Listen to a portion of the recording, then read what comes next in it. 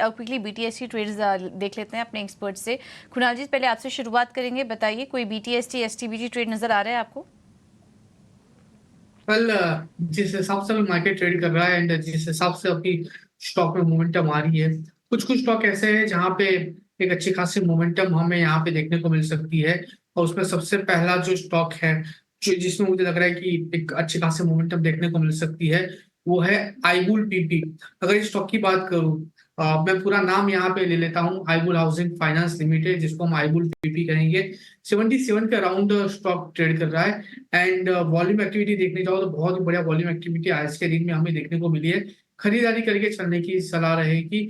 Excel की बात करें तो यहाँ पे 74 का हम एक्सेल मैनेज करके चलेंगे। टारगेट की बात कर लेते हैं। सो टारगेट सबसे पहला यहाँ पे टारगेट हमें देखने को मिल सकता है, वो है तकरीबन तकरीबन 80 का। और जैसे ही 80 ब्रेक होता है, 83 तक के भी टारगेट कल के ट्रेडिंग सेशन में हमें देखने को मिल सकता है। तो बीटीएसटी में ये स्टॉक मैं सजेस्ट करूंगा, आईबुल housing finance limited. Suppose housing finance, ये स्टॉक, हाँ ये स्टॉक है 3.5% ऊपर है, इस पर आप नजर रखिए। ये सलाह कुणाल जी की तरफ से। जतिन जी, आप कहाँ पर मौके देख रहे हैं बीटीएसटी एसटीबीटी के लिए? देखिए, हमें लगता है कि एसबीआई लाइफ में अच्छा एक ब्रेकआउट आया है। 3 दिनों का कंसोलिडेशन ऊपर की तरफ आज के ट्रेडिंग सेशन में ब्रेकआउट देखने मिल रहा है। हमें लगता है कि ये स्टॉक में आने वाले दिनों में एक अच्छा मोमेंटम जारी रह सकता है या तो आ सकता है। इसके लिए हम एसबीआई लाइफ में लॉन्ग करने की सलाह देंगे। 1438 का स्टॉप लॉस रहेगा, टारगेट रहेंगे 1490 के। एसबीआई लाइफ यहाँ पर आप नज़र रख सकते हैं। तो फाइनेंशियल एनबीएफसी स्पेस से काफ़ी सारे रिकमेंडेशन अभी आ रहे हैं, इन पर आप नज़र रखिए। सुदीप जी, आपने भी काफ़ी सारे स्टॉक्स हमें बताए, एचडीएफसी, एमसीआईएक्स जैसे स्टॉक्स पर ट्रेड ले सकते हैं। उसके अलावा कोई और स्टॉक जो कि आपको अच्छा लग रहा है बीटीएसटी ट्रेड के लिए? हमने एक एलआईसी हाउसिंग फाइनेंस पर भी जो बात करी थी, मुझे लग रहा है वो भी एक बीटीएससी करके जा सकते हैं। 700 के स्टॉप लॉस से 740 के टारगेट के लिए यहाँ पे अच्छा मोमेंटम बन रहा है हाउसिंग फाइनेंस कंपनी से। और इसके अलावा और एक स्टॉक है जो पीएसयू स्पेस से है, कंटेनर कॉर्पोरेशन का, कॉनकॉर। तो यहाँ पे भी हमने देखा है कि स्टॉक में एक बहुत बढ़िया सेटअप है। पिछले 3-4 दिन का जो कंसोलिडेशन था वहां से ब्रेकआउट भी आया है। और वो जो 3 और 4 जून की कैंडल्स को यदि छोड़ दे और उसके पहले के पूरा महीने का अगर हम चार्ट देखें तो स्टॉक उसके बाद के हाईएस्ट लेवल पे है। तो मुझे लग रहा है यहाँ पे एक बढ़िया सेटअप है। 1125 के स्टॉप लॉस के साथ 1160 1170 के टारगेट्स के लिए कॉनकॉर में बाइंग की जा सकती है।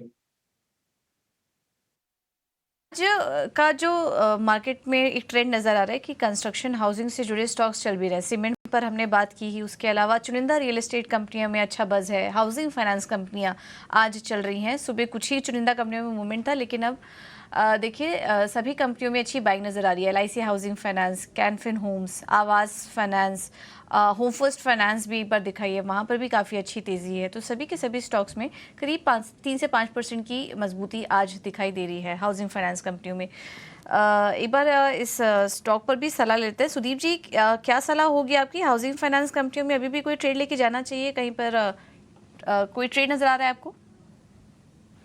हाउसिंग फाइनेंस कंपनीज की यदि बात करें तो एक स्टॉक जो नजर में सबसे ज्यादा आ रहा है और जहां पे बहुत ही अच्छा ब्रेकआउट आया है वो है एलआईसी हाउसिंग फाइनेंस।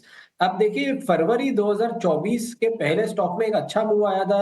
अप्रैल 2023 में 350 से लेके तकरीबन 650 तक फरवरी तक स्टॉक जा चुका था, डबल हो चुका था। लेकिन उसके बाद 580 और 650 के बीच में ही स्टॉक कंसोलिडेट कर रहा था। और आज हमें यहाँ पे कंसोलिडेशन में से एक ब्रेकआउट नजर आया। 3-4 महीने के हाई को स्टॉक तोड़ के बाहर निकल रहा है वॉल्यूम्स के साथ। और बैंकिंग आज नहीं चल रहा है, लेकिन बैंक मतलब आउट परफॉर्म नहीं कर रहा है। बट अगर आप देखें तो एएमसी, हाउसिंग फाइनेंस कंपनीज, ये सारे जो स्पेसिस है जो जो फाइनेंस से एफिलिएटेड है, यहाँ पे एक अच्छा मूव नजर आ रहा है। तो मुझे लग रहा है यहाँ पे एलआईसी हाउसिंग फाइनेंस की स्पेसिफिकली यदि बात करें तो 700 का लेवल जब तक अब ये होल्ड करता है, जो सपोर्ट जोन बन जाएगा, तब तक 735 और 740 के लेवल्स हम आने वाले 2 से 3 ट्रेडिंग सेशन में यहाँ पे उम्मीद करते हैं ये स्टॉक में आ जाएंगे।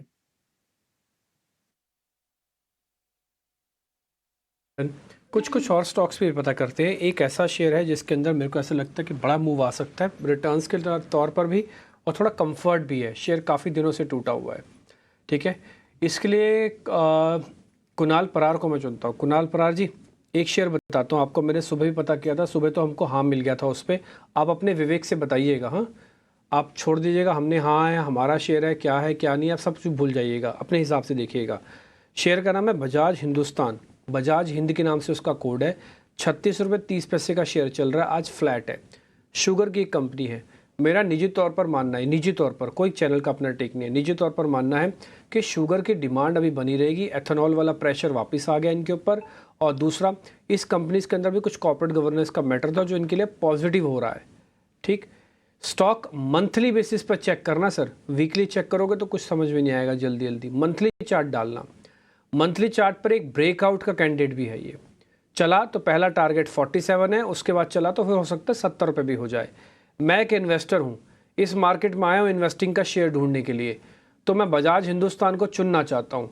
आप मेरे को बताइए सर, बाय करूँ कि नहीं करूँ? जो आप कहेंगे वही होगा मिलॉर्ड। टिप्पी जी, ये स्टॉक में कल ही ब्रेकआउट तो आ चुका है डेली चार्ट पे, बट आपने मंथली चार्ट की बात की है। एक अच्छा खासा ब्रेकआउट स्टॉक ने ऑलरेडी विटनेस किया हुआ है 24 के लेवल के पास और उसके बाद 32 के लेवल के पास। अभी वो दोनों लेवल के ऊपर स्टॉक ट्रेड कर रहा है। लाइकली चांसेस है आने वाले दिनों में एक अच्छी खासी मूवमेंटम ये स्टॉक में हमें देखने को मिल सकती है। तो व्यू डेफिनेटली डिम्पी जी मेरा पॉजिटिव साइड का ही है।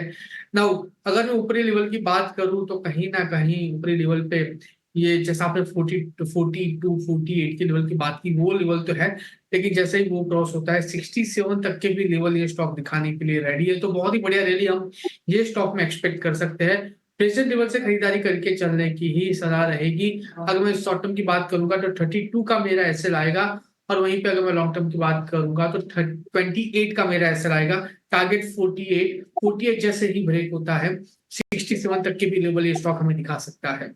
जी एक बार जरा सीमेंट कंपनीज पर आपके रिकमेंडेशन, डिमांड वगैरह की तो कोई कमी नहीं होगी ना, और दूसरा प्राइसिंग एक्शन इनके फेवर में है। अब ये हिम्मत करते हैं कि मॉनसून के सीजन में भी 10 रुपये दाम बढ़ा रहे हैं। इसको दिख रहा है। इनफैक्ट आप अगर दाम बढ़ाने के बाद देखो तो काफी समय से एक लगाड़ सा फेस चल रहा था जहां पे दाम बढ़े नहीं थे। तो मुझे लगता है कि एक बहुत पॉजिटिव मूवमेंट है ये सीमेंट के लिए, पहली चीज। दूसरी चीज, जो इंफ्रास्ट्रक्चर पुश रहने वाला है इस सरकार में। इनफैक्ट जो वोट ऑन अकाउंट था उसमें 11,11,111 करोड़, मतलब ऑल वंस थे सारे। तो 11 लाख करोड़ से ज्यादा वो लोग बजट इंफ्रा पे, मतलब बजट में इंफ्रा स्पेंडिंग पे ये लोग सोच रहे हैं। हो सकता है कि जो पूरा टोटल बजट आएगा उसमें घटाने वाले तो नहीं है, अगर बढ़ना है तो बढ़ा सकते हैं, घटेगा नहीं। तो इतना बड़ा अगर एम रहता है तो आपको चारों तरफा एक्टिविटीज दिखेगी, पहली चीज। और जो सरकार का वापस फोकस है, पहले दिन ही साइन यही किया कि 3 करोड़ नए घर बनेंगे। और जो रूरल डेवलपमेंट है, क्योंकि रूरल साइड में ग्रोथ की बहुत जरूरत है। इनफैक्ट आप अगर देखो ओवरऑल इंडिया का जीडीपी करीबन मात्र 12 या 13 शहर में, एग्जैक्ट नंबर्स डेटा मेरे पास नहीं है लेकिन आपको बाद में भिजवा सकता हूँ, करीबन 13 सिटीज मेजोरिटी प्ले दिखा रही है जीडीपी में। और जो रूरल साइड है वहां पे कंट्रीब्यूशन ज्यादा नहीं हो रहा है। तो सरकार का फोकस ये भी रहेगा कि रूरल साइड में आपको जोर ज्यादा लगाए। और तीसरी या चौथी बात यह है कि मॉनसून ठीक ठाक चल रहा है, पॉजिटिव सेंटिमेंट है ये। और जब मॉनसून अच्छा चलता है तो रूरल डेवलपमेंट आपको वापस हाई लेवल पे देखने को मिलती है। तो ये सारा का सारा एक पॉजिटिव एम्बियंस बन रहा है सीमेंट में। मुझे लगता है कि स्टॉक्स लाइक एसीसी है, बहुत सस्ता दिखता है मुझे। नुवोको विस्टास है, इग्नोर्ड स्टॉक है ये बाजार में, ये एक अंडर वैल्यूएशन स्टॉक वाला मुझे दिख रहा है। तो इन सब पे आप अगर फोकस करते हो, हाँ, जहां तक आपने कहा कि नया प्लांट लगाने का आपको 10-10 से लेके 12-12 साल लग जाते हैं एक सीमेंट के प्लांट को ब्रेक इवन करने में, तो पॉसिबिलिटी नहीं है कि नया कोई प्लांट आए। चलिए, ये फंडामेंटल है, काफ़ी सारे फैक्टर्स हैं जो कि सीमेंट कंपनियों के लिए प्ले आउट कर रहे हैं। सुबह तो ये नहीं चले जैसे कि हमने आपको बताया, लेकिन आखिरी कुछ 15-20 मिनट